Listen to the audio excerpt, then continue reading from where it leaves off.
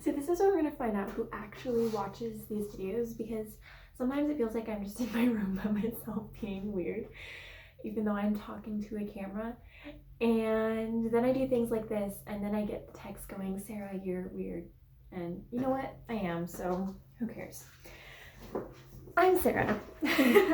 I'm the author of He's Making Diamonds, A Teen's Thoughts on Flow Through Chronic Illness, and the host of, I dropped my book, the Diamonds Conference. There's getting to be too many of these because we've had so many Diamonds Conferences at this point, but that's not a bad thing. Yeah, so chronic illness is hard. Writing is hard, and you put them together and they can seem impossible, but I am living proof that they are not. And today I want to talk about a question that someone recently asked me. So I was talking with one of our Diamond staff members, and we were just brainstorming like blog, and she really wants to write a blog. She has this wisdom, these encouragement, these messages and these stories to share that would encourage people, but she wasn't sure if it was too niche of a topic. And so that's what I want to talk about today, is writing about your experience with chronic illness, something that is just too niche, that no one is going to get, no one is going to understand or relate to. Short answer, I mean, the fact that I have written a book on chronic illness, that I have a blog on chronic illness, that I have a YouTube channel for writers with chronic illness, which feels like a very small group of people, and really isn't. So I mean, there's the answer. No, it's not too small of a group. And I think that so often, even when you yourself fit into this group, when you fit into homeschooler with a chronic illness, or mom with a chronic illness, or writer with a chronic illness, or someone with health challenges, period, it can feel like you really are the only one and you are in the minority.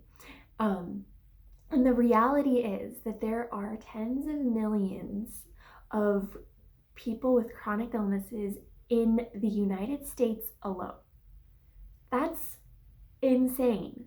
That is a huge number, and it's something that is only growing. And so, no, you're not the only one with these struggles. You're not the only chronically ill mom or chronically ill homeschooler or chronically ill writer. And so when you have a message to share that fits into one of those niches, please share it. Because I know you feel isolated, and that's really the nature of this. That's what makes it that really my life message at this point is you are not alone, because I was there. I thought I'm the only one. I'm the only teenager who has these health challenges. Like, I can't find anyone who relates, but I was so wrong. Many of you watching this fit into that niche that I thought was Sarah only. So, write about it. If you feel called, if you feel led, write about it, because the others who are in that group also feel isolated. They also feel like they're the only one, and isolation is dangerous, and isolation is destructive and harmful, and it hurts so much. So if you have a story to share, if you have a voice to share, then please do so. And really, that's the gist of this video today. I don't have 5 tips for bloggers, even though that is a different video. Look around my channel. But I really just want to encourage you to share it, even if you think that it's too small of a topic. Because people do relate. There are people who understand, and there are people who feel alone. And you sharing your story that feels like you're the only one is an opportunity for you and for them to realize that you really aren't alone. You are not alone, okay? I really want you to hear that and want you to understand that you are not alone, and you have the power to let someone else know that they're not alone. That was my experience as a chronically ill teenager, a chronically ill Christian teenager, starting this blog going, I think I'm the only one. I can't find anyone else, and I wasn't the only one. And that's what led into writing a book. That's what led into starting a conference, is people reading those posts and commenting and emailing and saying, hey, me too.